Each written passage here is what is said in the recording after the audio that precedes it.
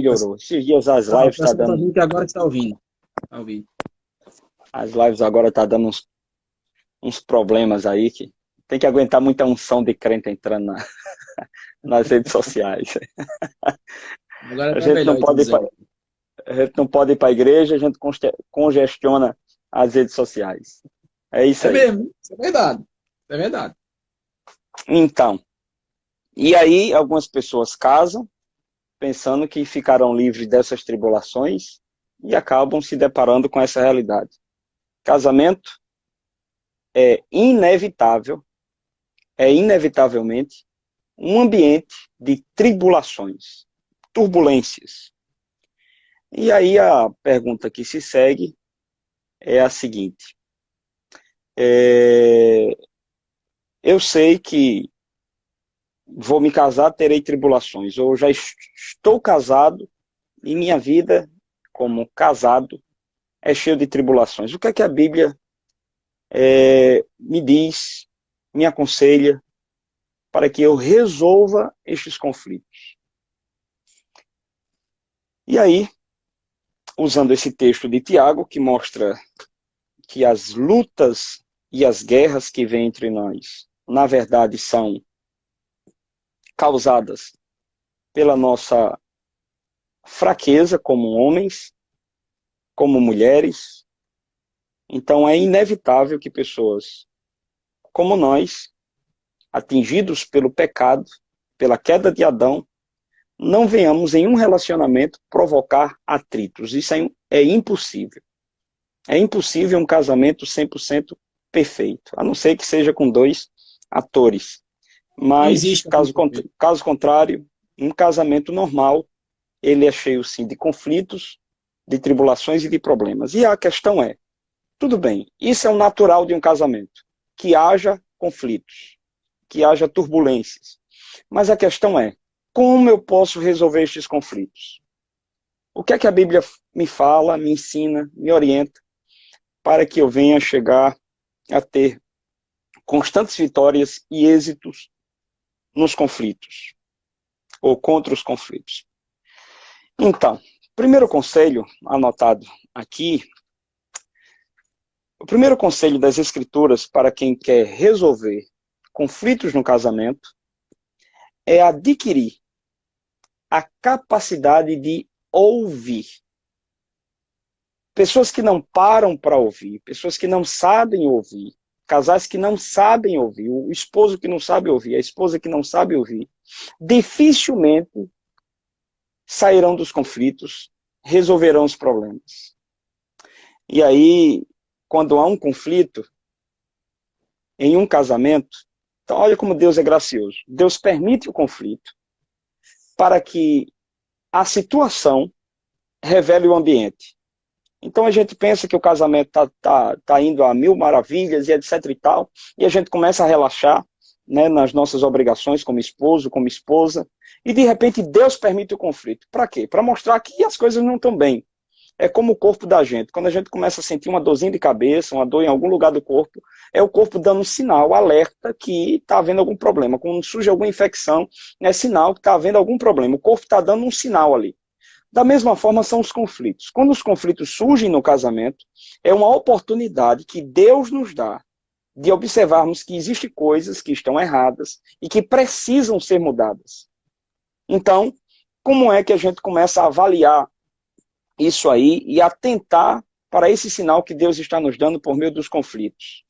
É tendo a capacidade de ouvir, sentar, conversar e ouvir a outra parte.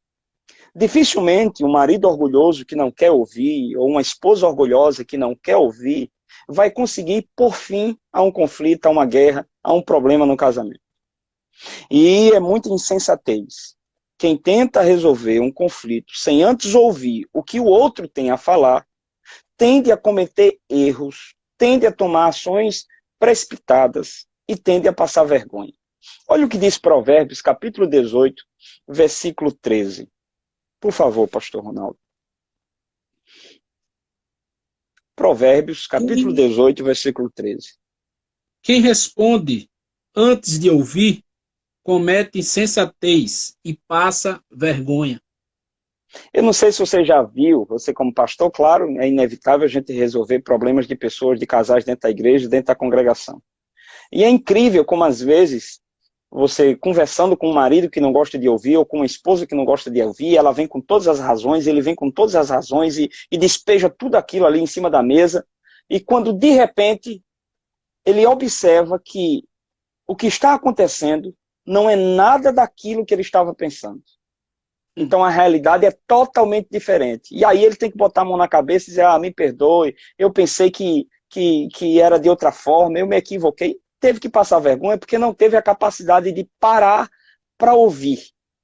Então, uma das primeiras e melhores formas, aconselhadas pelas Escrituras, para resolver um problema no casamento, um conflito no casamento, é ter a capacidade de sentar para ouvir o que o outro tem a dizer. Então, surgiu um problema lá e com a esposa, você chega em casa, a mulher está chateada, muita coisa pode provocar conflitos no casamento, né? Então, de repente você encontra uma mulher lá, sempre murmurando, sempre reclamando, e etc e tal. Aí você, de vez de parar para ouvir o que é que ela tem para dizer, do porquê ela está daquele jeito, o porquê sua esposa está irritada, o porquê está havendo essa confusão, porque ela está tão insatisfeita, porque ela está reclamando tanto. Então, ao invés de você parar para ouvir sua esposa, o que é que você faz? Você começa a confrontar ela sem antes ouvir. Então, você pode cair no erro de cair em um erro, estar equivocado, e depois que ouvir a explicação dela, ter que botar a mão na cabeça e dizer, minha filha, me perdoe, eu estava equivocado, eu pensei que era isso, eu pensei que era aquilo, etc e tal. Então, uma das primeiras formas, aconselhada pelas Escrituras, para resolvermos um conflito no casamento, é termos esta humildade de parar para ouvir a outra parte. Ouvir o que a esposa tem para dizer, ouvir o que o marido tem para dizer, ouvir o porquê ele está tão chateado, ouvir o porquê ele está quieto, ouvir o porquê ele está preferindo ficar trancado, ouvir o porquê ele está insatisfeito, ouvir o porquê ele está tão inquieto. Então procure resolver isso aí primeiro ouvindo. Agora é para ouvir, não é para sentar, ficar calado e ali representar alguém que está ouvindo. Não, é ter a paciência de ouvir a pessoa, sentar para ouvir a pessoa.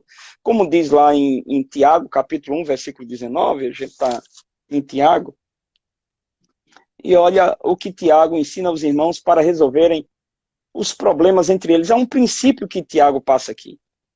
Ele diz, meus irmãos... Isso. Desculpa.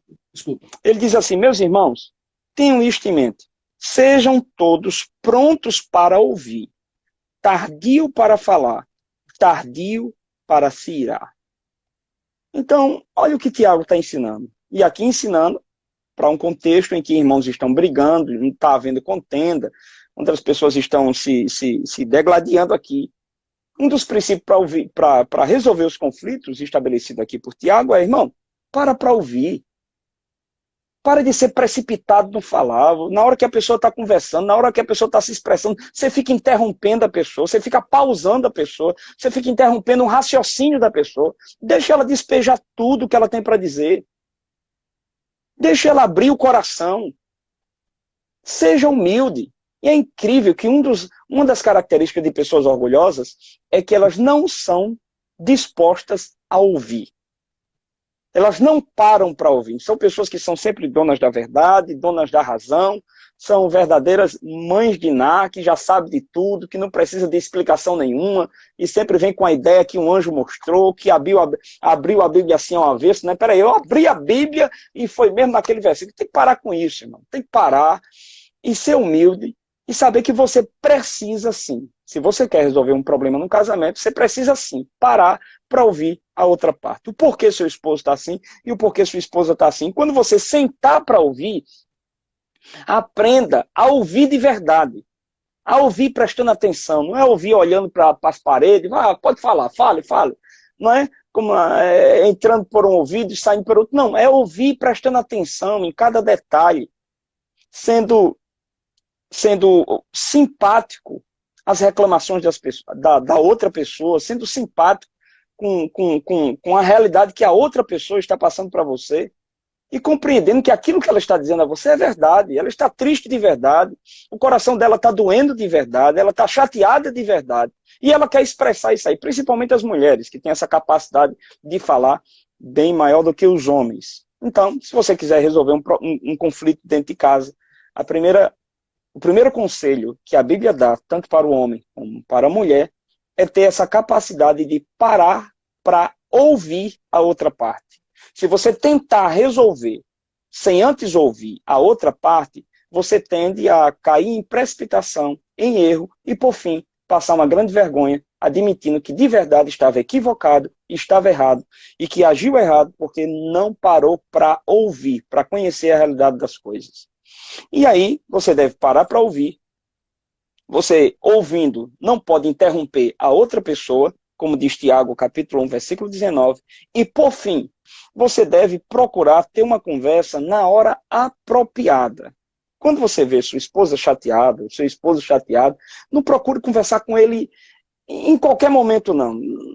No estopim ali, você está com a cabeça cheia, está cheio de ódio no coração, cheio de raiva, as emoções estão a mil.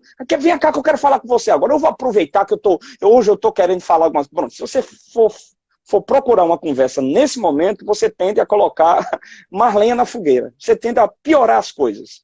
E olha o que Salomão diz em Provérbios capítulo 15, versículo 23, sobre esta capacidade de procurar conversar com o outro sempre em um momento apropriado.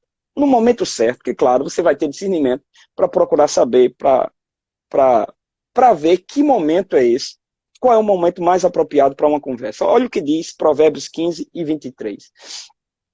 Dar resposta apropriada é motivo de alegria, e como é bom um conselho na hora certa. Um conselho na hora certa. Você está chateado com seu marido, que está fazendo umas bobagens aí, enfim, está lhe irritando, e aí você procura resolver esse problema, primeiro, sem ouvir ele, e segundo, uma hora errada. Então você pega ele, acabou de chegar do trabalho, cabeça cheia, teve uma briga com o patrão ou com o funcionário, teve um problema no trânsito, aí na hora que ele entra em casa, você diz, eu queria falar com você, viu? Eu tenho uns negócios, umas verdades para lhe dizer. Então você está usando uma hora errada, palavras erradas, e você tende a piorar a situação. Olha o que diz Provérbios 25 e 11.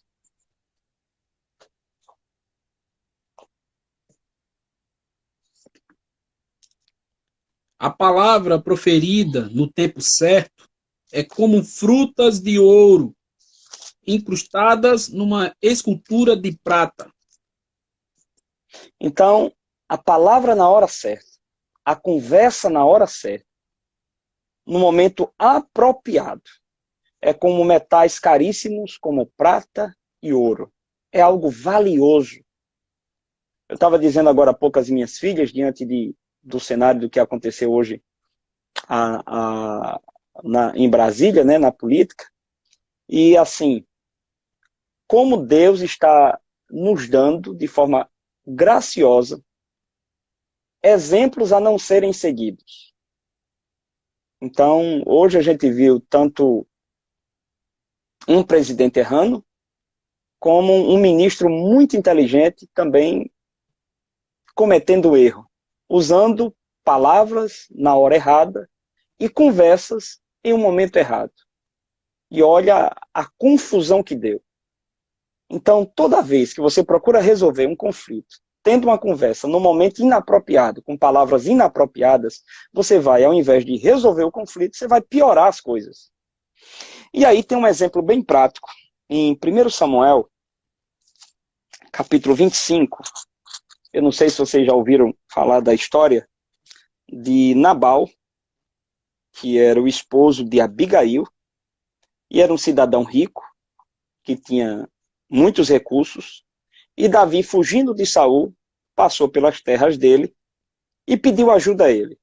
E aí Davi manda um dos seus homens pedir ajuda a Nabal. Nabal era um cara rico, porém era homem duro, maligno em todo o seu trato. Um cara ignorante, um cara bruto, um cara que não media palavras, um cara de coração malvado, um cara arrogante, orgulhoso.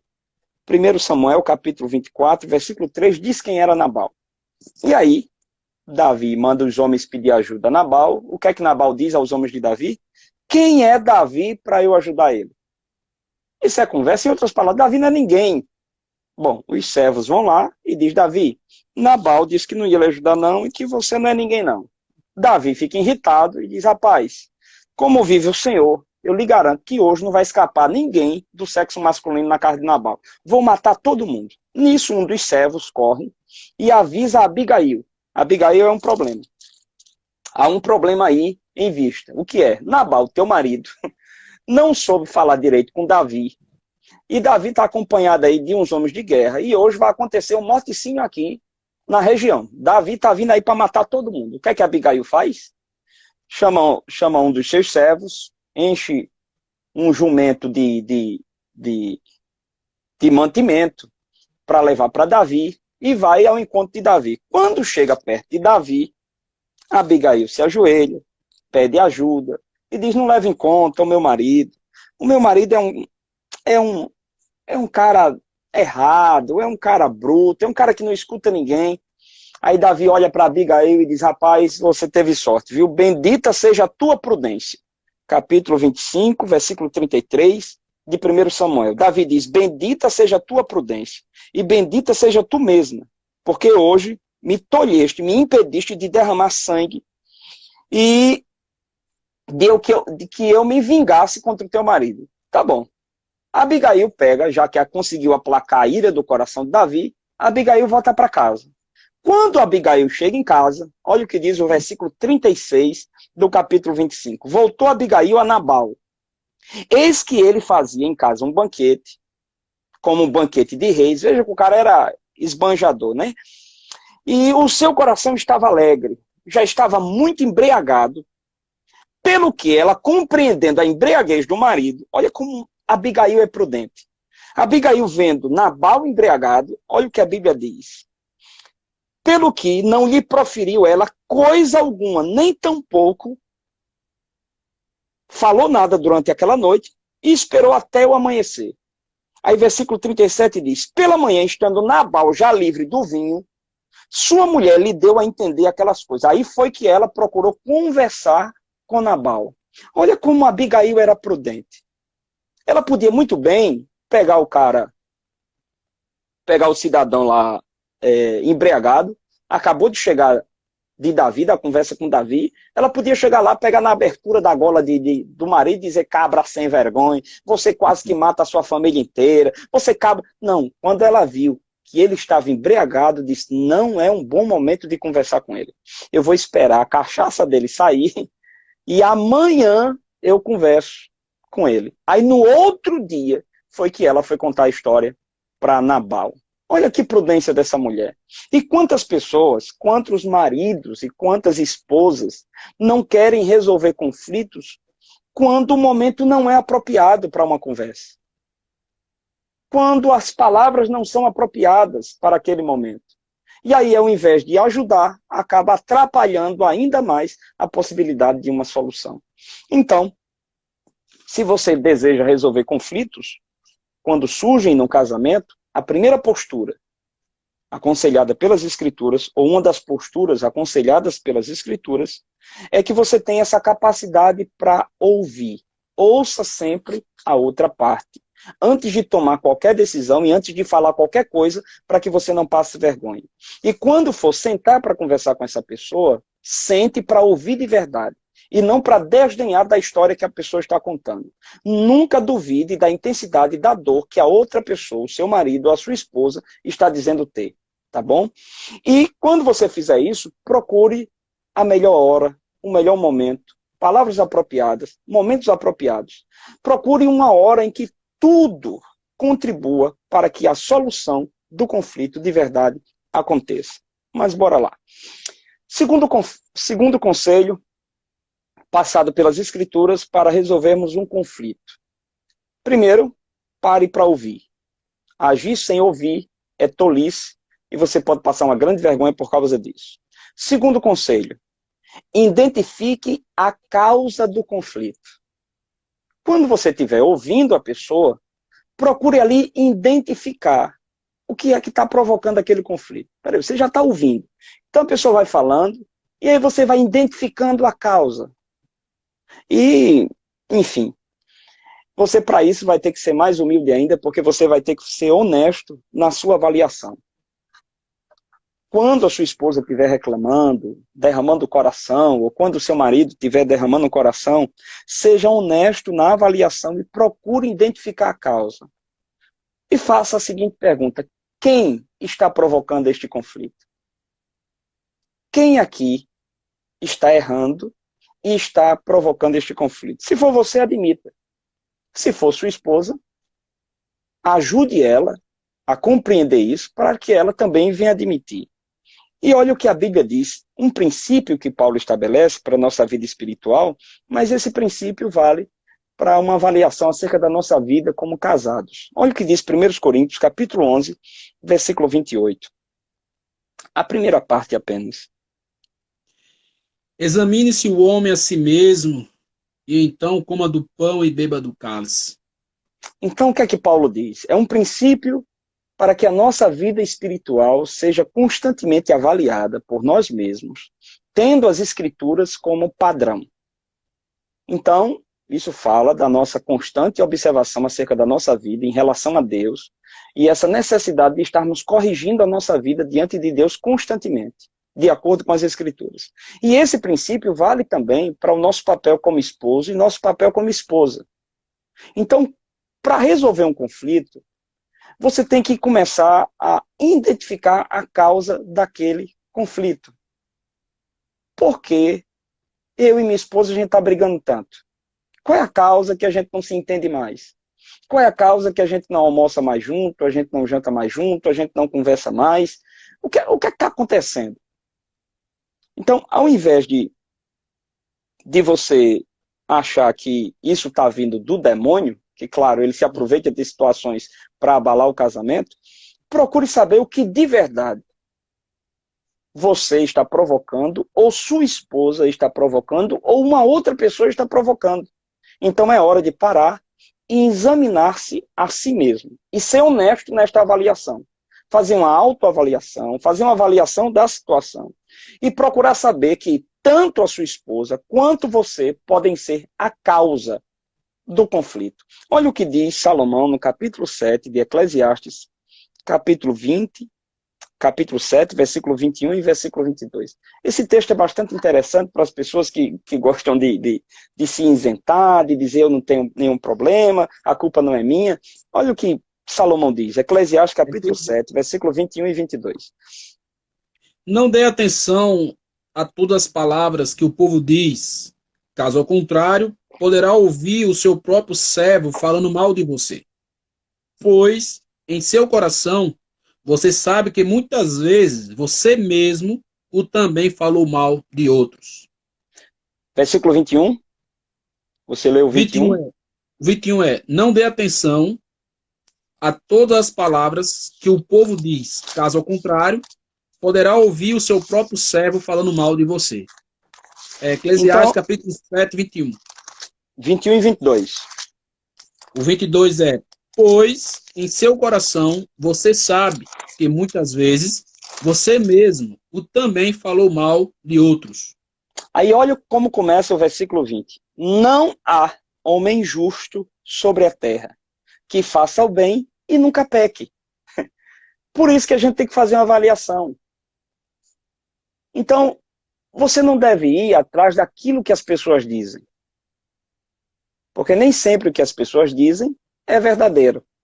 Ou você pode acabar se chateando com a verdade que elas irão dizer acerca de você. Inclusive os seus servos.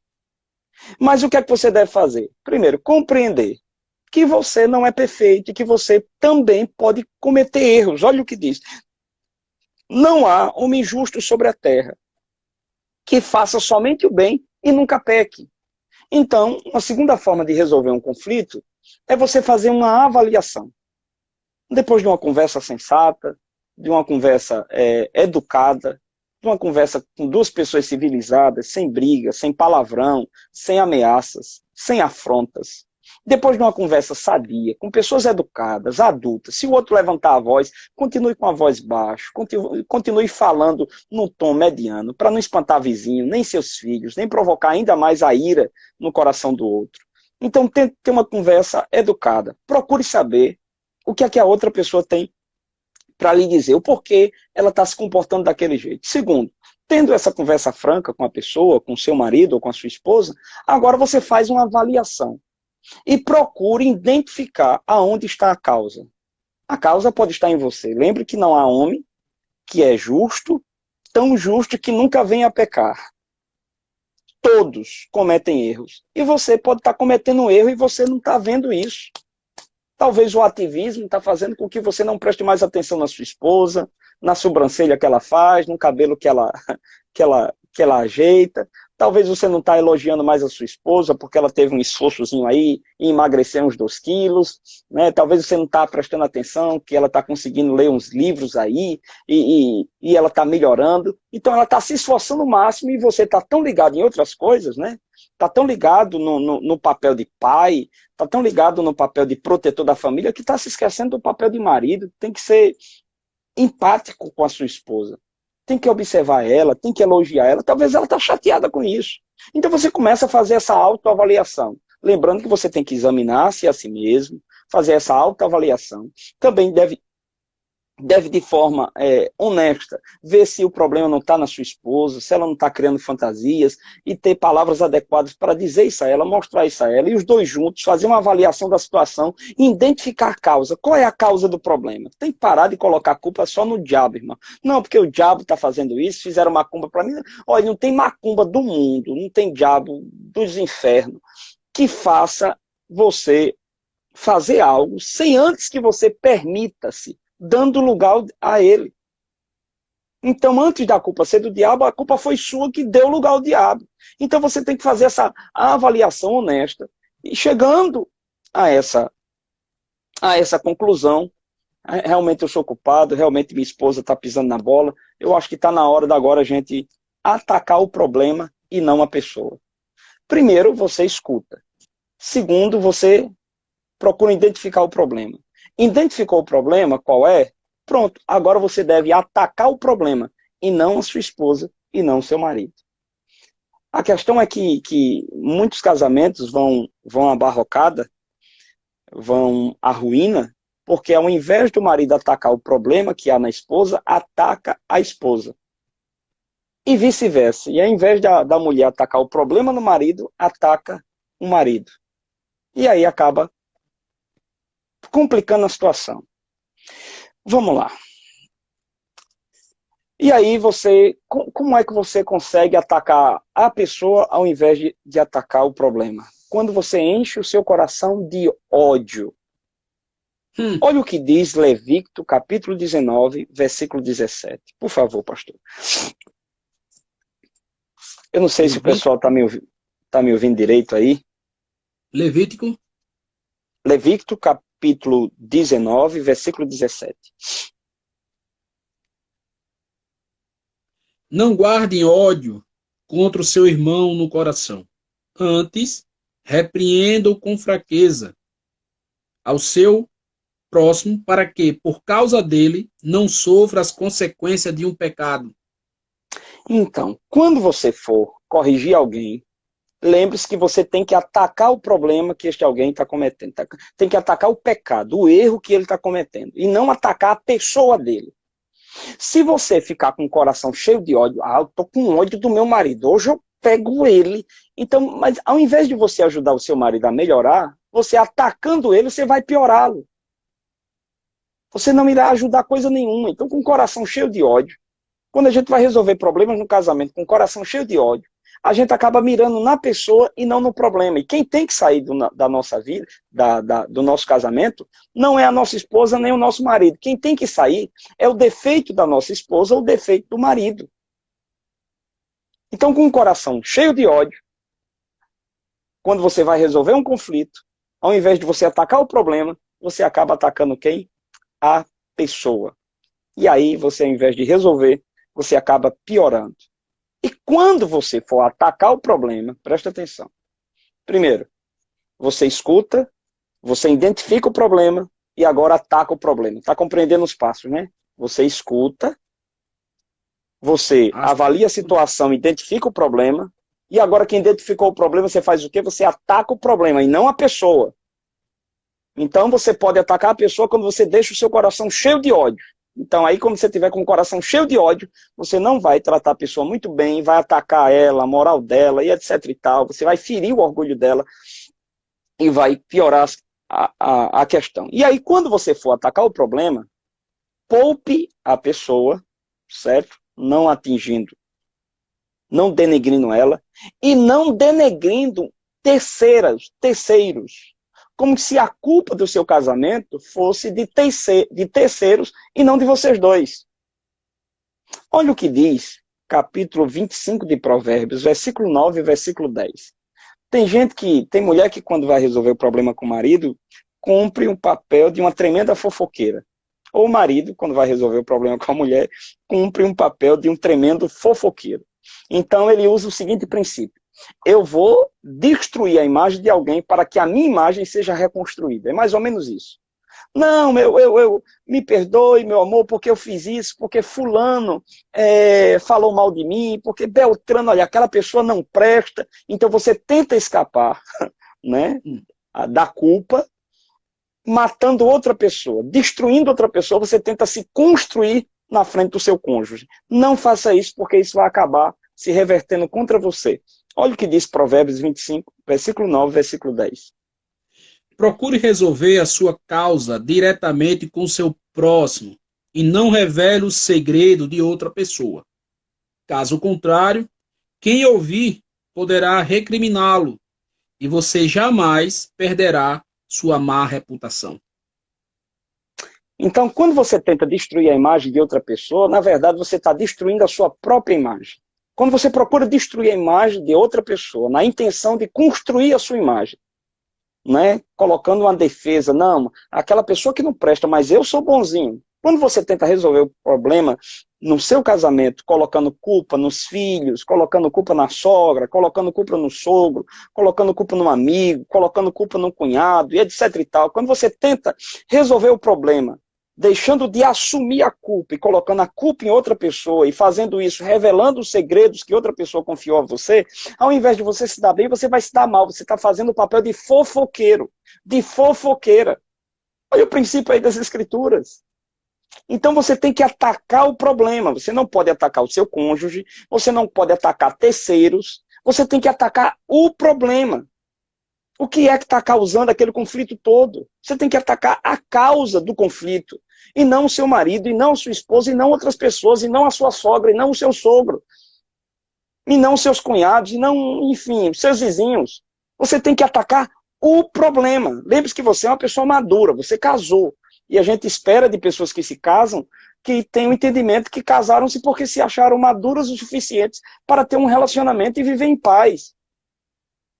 E aí, quando você atacar o problema, você deve fazer isso buscando a restauração da outra pessoa e não guardando uma carta na manga. Sabe, eu já vi problemas de esposas que chegam e diz: olha, pastor, você não sabe quem é meu marido, não.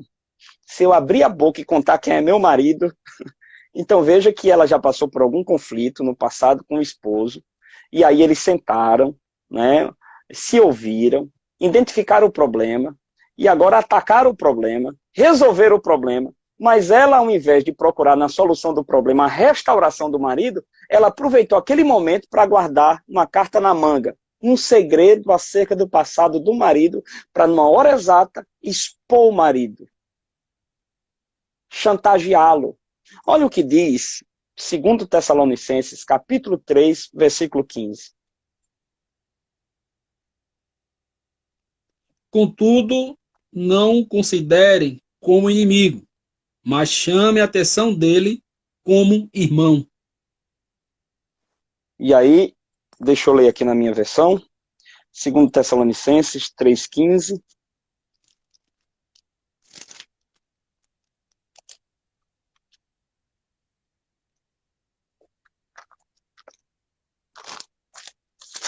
A outra versão que eu tenho aqui é Domestai, como irmão. Então, olha o que diz. 2 Tessalonicenses, capítulo 3, versículo 15.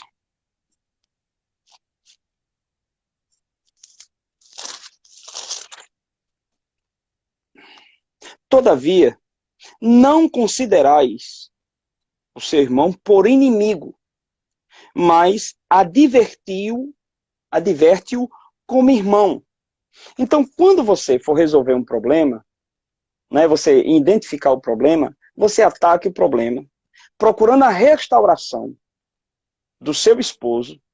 Lembre-se que aí é um princípio estabelecido para a igreja, né? Quando um irmão pegue algum ato errado, enfim, você deve fazer o quê? Usar de misericórdia, chamar aquele irmão, procurar corrigir aquele erro, mas ao invés de você resolvendo o problema, ter o irmão como alguém que está agora preso a você, né? Que você agora tem um segredo dele, e se ele não cumprir com aquilo ali, com aquelas coisinhas, você vai mais cedo ou mais tarde pegar ele.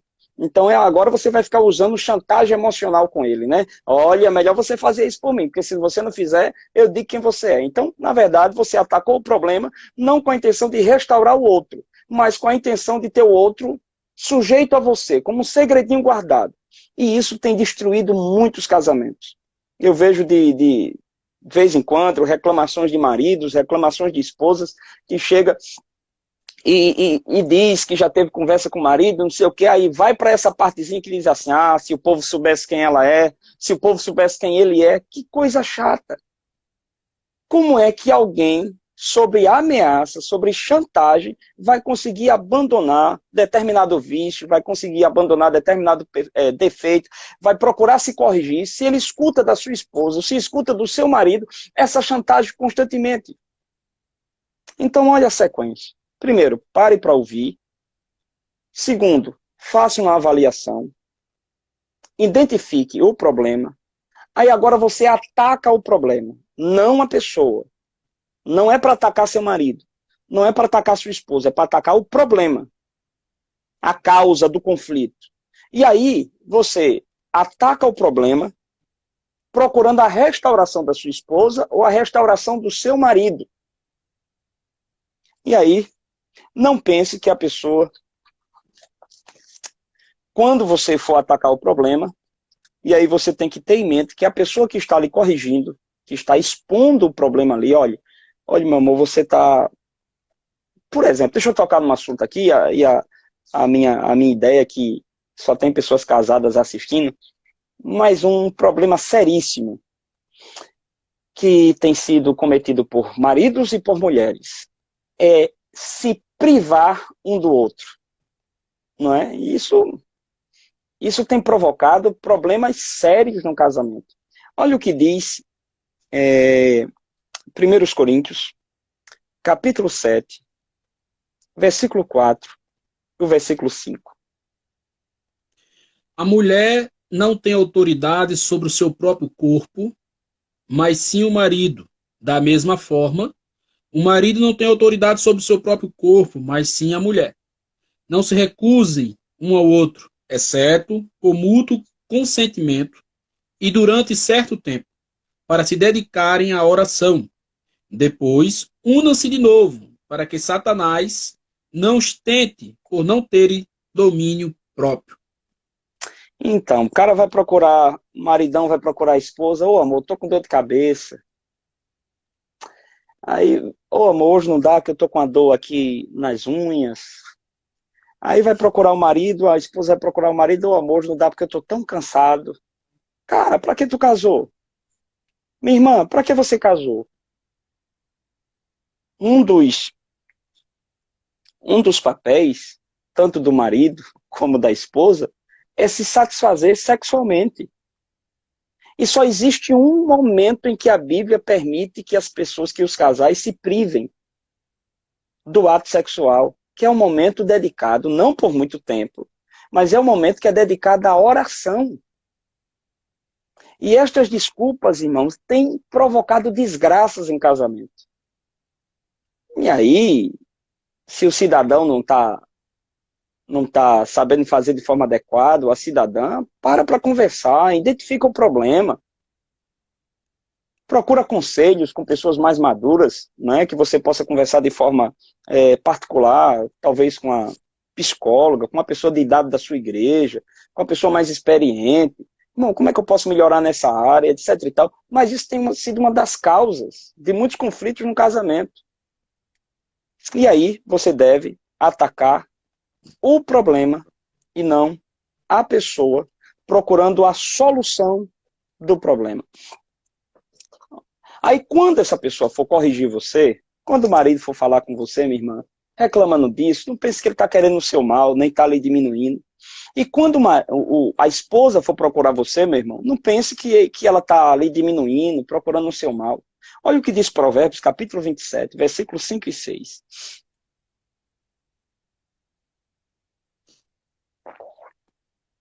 Melhor é a repreensão feita abertamente do que o amor oculto. Quem fere por amor mostra lealdade, mas o inimigo multiplica-se em beijos. Então, que adianta você ter um maridão que fica ali beijando lá, não sei o quê, mas lá dentro se tornou um grande ator. Tem maridos que se tornaram grandes atores e esposas que se tornaram grandes atrizes, né? Então beija, faz elogio, mas no coração, as palavras não estão em conexão com o coração. Então, quando o seu esposo for falar com você, for reclamar de alguma coisa, meu amor, identifiquei esse erro aqui. Se você continuar assim, vai dar errado, já está provocando problemas. E talvez seja uma negligência nessa área sexual, talvez seja uma reclamação da esposa. Olha o que Salomão diz, capítulo 21 de Provérbios, versículo 9. Por exemplo, existem mulheres que têm um grave defeito, é o defeito de reclamar, de procurar defeito em tudo, é esse defeito de murmuração contínua. Tem mulher que reclama de tudo, pelo amor de Deus, fica falando demais dentro de casa, tagarelando, enchendo a paciência do marido. Então, quando o marido for falar com você, dizer que isso aí não é bom, que isso não é próprio, não é saudável para o relacionamento, não é bom para o marido ficar vendo a mulher reclamando demais, ficar vendo a mulher murmurando demais, e reclama da comida, e reclama do horário, e reclama de tudo. O marido, quando chega em casa, ele quer encontrar um céu, ele quer encontrar um lugar onde ele possa se apoiar emocionalmente. Aí quando ele chega em casa, ele sai do trabalho, vem do mundo, cheio de guerra, cheio de conflito. Lá no mundo tinha patrão ruim, empregado ruim, motorista endemoniado, tinha uns anjos do inferno, todo mundo atacando ele. Ele está doido para chegar em casa, porque quando ele chegar em casa, ele quer dizer, meu Deus, pelo menos em casa eu vou ter paz. Aí quando chega em casa, ao invés de ter paz, o que é que tem? Uma mulher que está falando de Deus e do mundo, reclamando, olha, seu filho fez isso, resolva a sua vida com seu filho. Olha, a panela de pressão quebrou. Olha, hoje choveu, não deu tempo eu estender a roupa. Olha, não sei o que. Começa a falar, o marido não aguenta isso. Então não tem uma palavra de elogio, não tem uma palavra de meu amor. E olha o que Salomão diz acerca dessa mulher. Melhor é viver no canto sob o telhado do que repartir a casa com uma mulher briguenta. Meu Deus! Tem mulher que só falta matar o marido. E um dia desse eu vi um meme feito na internet, tem aqueles caras do caixão, né? Que fica dançando. Aí diz que, pronto, quer ver a hora que o marido tá prestes a morrer. Aí um meme e uma mulher passando pano na sala, aí o marido passa. Quando o marido passa, a mulher olha para ele e começa a tocar aquela musiquinha, né, do cara com caixão, dos rapazes lá com caixão. Porque tem mulher que é desse jeito, é muito sensível, e briga demais, e murmura demais, e reclama demais. Pelo amor de Deus, não tem marido que aguente isso. Então, quando ele for falar para você que isso não é bom, que isso está prejudicando o casamento, não pense que ele está querendo lhe diminuir, lhe matar, lhe colocar para fora. Não. Porque é melhor a ferida aberta por aqueles que amam do que o beijo da falsidade. Então é melhor ele chamar você e dizer onde está o problema, onde está doendo, do que de repente você está vivendo com um ator, um cara que diz que está bem, mas não está. Mas cedo ou mais tarde essa bomba estoura. Então é melhor a sua mulher chegar para você e dizer que não está gostando de determinada situação, do que ela viver com uma atriz. Mas cedo ou mais tarde estoura isso. E eu fui para um culto um dia desse aqui, num lugar. E aí, depois do culto, uma irmã me chamou e disse, pastor, será que não tinha como vocês ter uma reunião lá entre os pastores, olha o que a mulher me disse, uma irmã casada, disse assim, pastor, não tem como o senhor fazer uma reunião aí com os demais pastores? Assim, porque o que tem de mulher crente sendo espancada pelo marido, eu disse, meu Deus, e tem isso na igreja? Tem. Tá lá a irmãzinha coitada, dando glória a Jesus, aleluia Jesus, e etc e tal, enquanto em casa tá vivendo horrores. Da mesma forma, maridos que estão procurando na igreja, na congregação, eu não sei nem como é que esses maridos estão vivendo na quarentena, porque tem maridos que estão tendo que suportar literalmente em casa uma mulher rinchosa, briguenta e vice-versa. Então, não pense que essas pessoas, quando for conversar com você, o seu marido ou sua esposa, quando for conversar com você, não pense que ela está lhe tendo como inimigo, mas na verdade é o amor que está fazendo com que você seja chamado a corrigir os seus próprios erros. Então, pare para ouvir, identifique o problema, ataque o problema. Pronto, pastor. E agora, parei para ouvir, identifiquei o problema, ataquei o problema. Qual o próximo passo? Pronto, o próximo passo e último agora é você resolver por meio do perdão. Perdoe. Perdoe e se deixe recomeçar. Não é? Se deixe para começar uma nova história, uma nova etapa, uma nova estrada, uma nova vida. E se você não quiser perdoar, minha irmã ou meu irmão, seu marido errou gravemente contra você, ou sua esposa errou gravemente contra você. Se você não quiser perdoar, você aí vai ter sérios problemas. Primeiro problema é que as suas orações serão impedidas. Deus não escuta a oração de casal brigado. Pastor, isso é sério? É seríssimo. Olha o que Pedro diz na primeira epístola, 1 Pedro, capítulo 3, versículo 7. Não adianta, você está brigado com seu marido, aí vai cantar lá nas lives, fala línguas estranhas, você pode fazer o que você quiser. Do mesmo Deus não vai modo, receber nada. Pode ler. do mesmo modo, vocês, maridos, sejam sábios no convívio com suas mulheres e tratem-as com honra, como parte mais frágil e co-herdeiras com a da graça da vida, de forma que não sejam interrompidas as suas orações. Um princípio aí dado para o marido, que vale também para a esposa. Então, você é um cara que vive brigando dentro de casa, você é uma mulher que vive brigando dentro de casa, não há perdão entre vocês. Vocês são como dois animais dentro de casa, não pode ficar perto que se estranha. Então, até quando vai dormir, é um de costa para o outro. Aí vai para a igreja e acha que está abalando diante de Deus e diante dos anjos. Só que a sua situação diante de Deus está como que alguém que teve as suas orações interrompidas. É o que está dizendo as Escrituras. Se você não quiser perdoar, você também não vai poder orar. Suas orações não serão ouvidas. E depois o seu coração vai piorar, vai adoecer.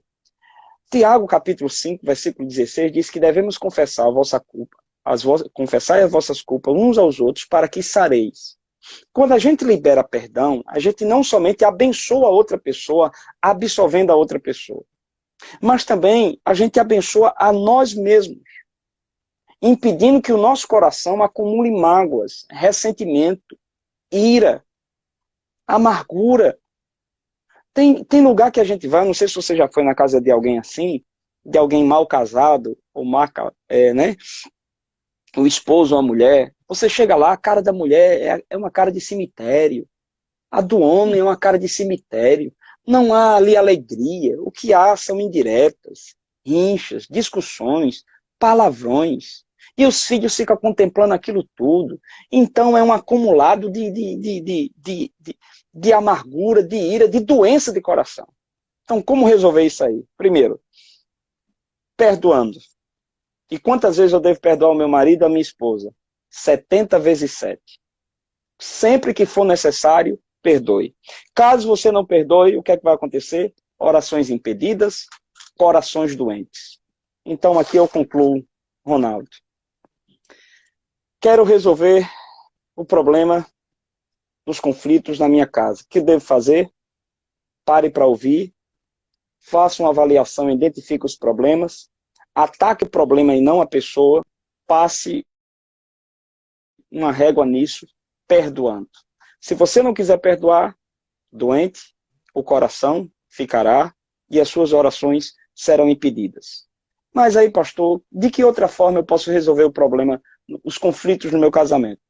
Tem 3 formas, outras 3 formas de resolver. Eu dei as 4, que são os 4 conselhos bíblicos para resolver conflitos no casamento. Mas, pastor, eu não quero seguir esse caminho. Pronto, se você não quiser seguir esse caminho, você pode achar normal viver brigando. E aí provocando escândalos ao evangelho, os vizinhos vendo você brigando, gritando com seu marido, com a sua esposa. Você pode colocar a culpa no outro. Você pode tentar resolver esse conflito dizendo, não, eu sou bom, o problema é minha esposa, ela sempre foi assim, e não sei o que, e bababá. Ou você pode rejeitar o confronto, o tratamento. Você pode achar normal, você pode colocar a culpa no outro, e você pode rejeitar o tratamento. Mas lembra o que é que diz Provérbios 28. Versículo 13, diz que aquele que confessa as transgressões e deixa, alcança misericórdia. Mas aquele que não abandona os seus pecados nunca prosperará em seu caminho. E aí, você quem decide. Pastor, eu sempre toco nessa tecla a questão do perdão. Ele é fundamental, fundamental, fundamental. Interessante é que tem pessoas que casam sabendo o passado do cônjuge. E aí casam sabendo. Só que depois do caminhar do casamento, começa a tocar num assunto que já passou. Então, não desenterre o que já foi enterrado. Você ficar lambendo ferida, né? Não precisa disso, não. Perdoe, porque o perdão, pode ter certeza.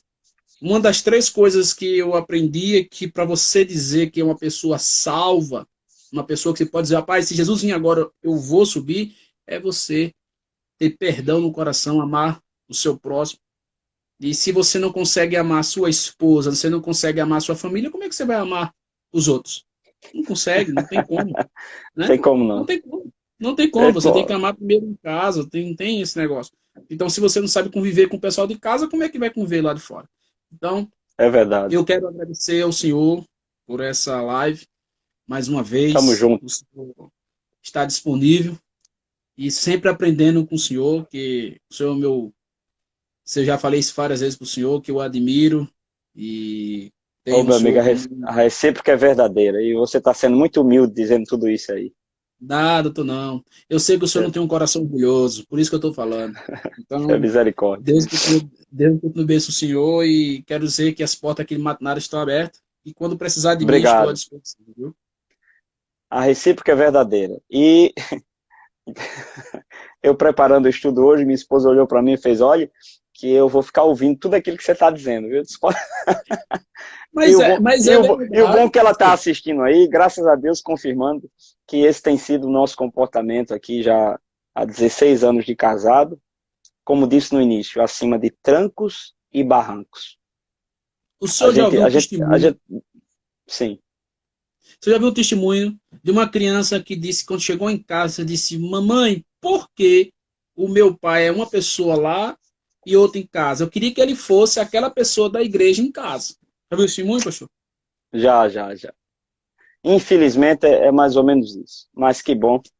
Deus tem guardado os nossos casamentos, meu amigo. Graças a Deus. Graças Amém. a Deus. Estou com 13 anos de casado, hein? 13. Eu vou 13. Caminhando em nome de Jesus e minha esposa também está aqui. Quero mandar até um abraço para ela. Deus abençoe, pastor. Muito obrigado. Amém, certo? Meu amigo. O pessoal está pedindo aqui para não acabar, mas quem sabe no próximo futuro o pastor faz outra live. Faremos e seguindo os princípios, eu tenho que cuidar da minha mulher. Não dá para estar ficando aqui na live direto, não, né? Tem uma casa olha aqui para tomar de conta. Muito bem, boa, muito bem. Deus abençoe, meu pastor. Eu quero aproveitar e mandar um abraço aqui para todo mundo que ficou na escuta. Enfim, pessoal de Emas, como sempre, de João Pessoa, outros amigos de outros lugares, minha cunhada Líbina, enfim, minha esposa. Deus abençoe poderosamente a cada um dos que nos acompanharam aqui, em nome de Jesus. Fica com Deus, pastor. Deus abençoe. Amém, Pai do Senhor. Pessoal, só para lembrar, amanhã, às às 16 horas, amanhã, nós vamos fazer uma live para as crianças. A tia Laininha vai estar aqui às 16 horas, 4 horas da tarde, uma live para as crianças. Quem tem criança, por favor, coloquem elas para assistir amanhã a live que vai ser aqui no nosso Instagram com a nossa tia Laininha. Vai ser uma bênção. Não deixe de colocar suas crianças para assistir amanhã às 16 horas. Amém? Deus abençoe a todos. Tenham uma boa noite. Feliz. Durmam feliz. Casais, durmam feliz. Em nome de Jesus. Deus abençoe a todos. Em nome de Jesus.